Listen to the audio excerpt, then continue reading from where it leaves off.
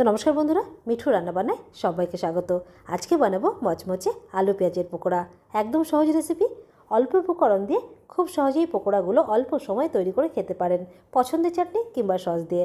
আবার গরম গরম চায়ের সাথেও খেতে কিন্তু এই পকোড়াগুলো দারুণ লাগে। তো চলুন রেসিপিটি দেখে নেওয়া যাক। তো পকোড়া বানানোর জন্য এখানে নিয়েছি দেখুন 4টে আলু। আলু 4টের খোসা ছাড়িয়ে জল দিয়ে ভালো করে ধুয়ে রেডি করে নিয়েছি। এবার আলুগুলোকে প্রথমে এখানে গ্রেট করে নেব। আর গ্রেট করার জন্য দেখুন এখানে নিয়েছি একটা মোটা ছিদ্রের গ্রেটার। আপনারা চাকু দিয়ে একদম পাতলা পাতলা করে এভাবে আলু কেটেও নিতে পারেন। তো এখানে দেখুন 4টে আলুই এভাবে গ্রেট করে নিয়েছি। এবার জল দিয়ে ভালো করে ধুয়ে নেব। তো এখানে দেখতে পাচ্ছেন আলু ভালো করে জল দিয়ে ধুয়ে নিয়েছি, আর আলুর জলটা একদম পরিষ্কার। এইভাবে আলু ভালো করে ধুয়ে আলুর ভেতরে কষ্ট বের করে দিলে পকোড়াগুলো খেতে কিন্তু মচমচে হবে। এবার এখানে আলু থেকে জলটা ভালো করে ঝরিয়ে আলাদা একটা মিক্সিং বোলের মধ্যে নিয়ে নিলাম।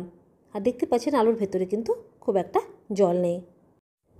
এখানে দেখুন নিয়েছি 5টা পেঁয়াজ। পেঁয়াজগুলোকে এইভাবে লম্বা লম্বা পাতলা পাতলা করে কেটে নিয়েছি।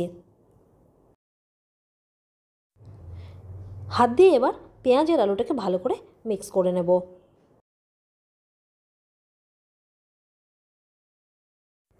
এর মধ্যে এবার দিয়ে দেব লঙ্কা কুচি। 3-4টে লঙ্কা একদম মিহি করে কুচিয়ে নিয়েছি। সাথেই দিয়ে দেবো এর মধ্যে আদা কুচি। 1 ইঞ্চি আদা নিয়েছি আর এইভাবে মিহি করে কুচিয়ে নিয়েছি।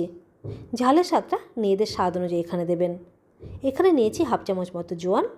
হাত দিয়ে এইভাবে ডলে দিয়ে দিচ্ছি, তাহলে এখান থেকে দারুণ ফ্লেভার আসবে। আর কালারের জন্য এখানে দিয়ে দিলাম সামান্য একটু হলুদ গুঁড়ো। মশলার মধ্যে এখানে নিয়েছি দেখুন 1 চামচ গোটা জিরে, 1 চামচ গোটা ধনে, কয়েকটা গোলমরিচের দানা, 1 চামচ মৌরি আর 2টো শুকনো লঙ্কা। মশলাগুলোকে হালকা আঁচে ভেজে গুঁড়ো করে নিয়েছি। আর মশলাগুলো একটু ভেজে এভাবে গুঁড়ো করে এর মধ্যে দিলে পকোড়ার টেস্ট কিন্তু 4 গুণ বেড়ে যাবে।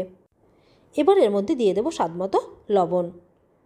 আর পকোড়াগুলোকে একটু চটপটা করার জন্য দিয়ে দিলাম এর মধ্যে ছোটো চামচের 1 চামচ আমচুর পাউডার। আর এর সাথে দিয়ে দেব ফ্রেশ কিছু ধনেপাতা কুচি। এবার সমস্ত কিছুকে ভালো করে একসাথে মিক্স করে নেব, যেন মশলার সাথে সব কিছু ভালোভাবে একসাথে মিশে যায়।